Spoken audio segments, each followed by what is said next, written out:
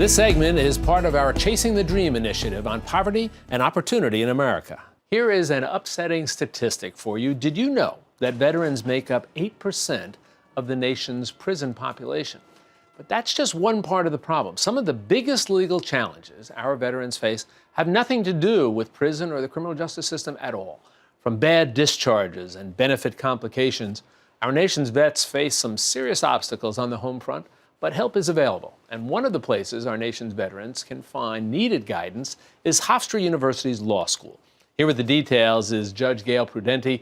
Judge Prudenti helped implement the Veterans Court system here in New York, and I'll talk with her about that in a minute. But now she is the Dean of Hofstra University's law school, and we're delighted to welcome her to MetroFocus. Judge, it's nice to have you here with us. Well, thank you, Jack, and thank you for letting me talk about and having this opportunity to speak to the resources that are available for veterans on Long Island. It's our pleasure. And again, the notion of resources being available is so important, and the awareness is so important. Let's start. There are a couple of things I do want to talk with you about. One is a clinic that Hofstra is doing. It's a day-long clinic. And it's designed to provide this notion of awareness and help for veterans here from the legal perspective. Tell us how this clinic got started. Exactly. Well, approximately 6 years ago, and this is the 6th year we're going to be having this one-day clinic, a number of Hofstra students got together, and many of them were veterans as well. And they saw a great need, and they wanted to be able to give advice to veterans about benefits, hear other problems they might be having, see if they could refer them to a number of our alums who are also veterans, and see if we could give them legal assistance at a difficult time in their lives. Let's talk about, I want to get to issues in a moment, but let's talk about exactly how it works. On November 4th of this year, we will be running our 6th clinic at Hofstra. It'll be right at the law school, and our law school, we're on the south part of the campus, right at Hofstra University. And what will happen is we have approximately 25 student volunteers who will meet and greet our veterans. They will sit down with them, they will take an intake form from them, and they will match them with volunteer attorneys, and then they figure out a game plan. How can we help this individual? Is it an application for benefits? Is it an appeal of a denial of benefits? Or do they have some other problem? And I can tell you about one quick story if you'd like to hear about a case. Please.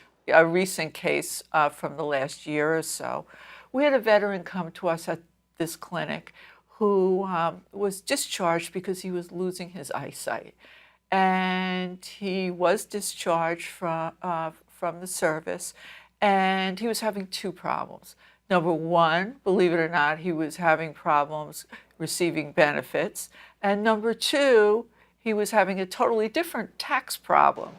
So we sat down with two attorneys that day, and number one, they sorted out his benefits problem for him, and number two, they came up with the plan to take care of the tax problem that he was having. So that's the type of case we deal with on a regular basis at these clinics.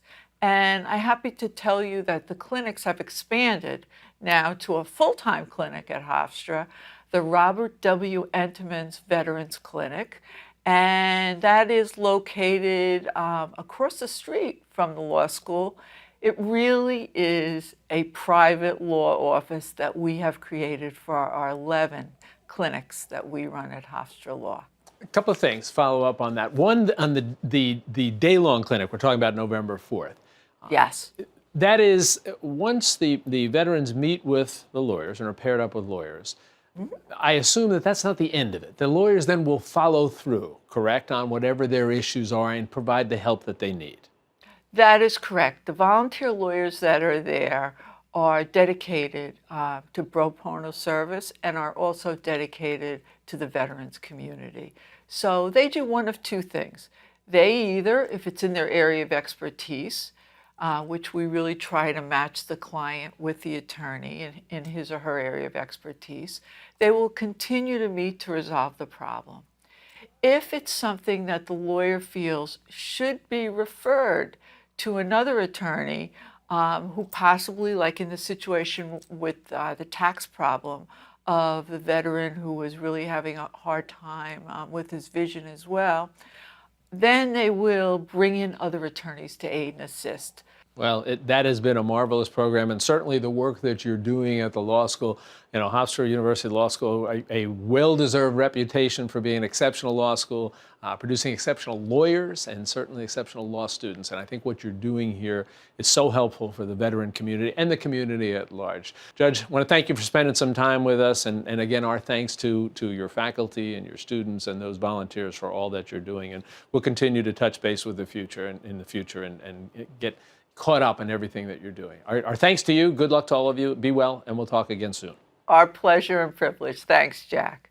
And a reminder to you out there, for more information on veterans and legal assistance at the Hofstra University School of Law, make sure you visit us at metrofocus.org.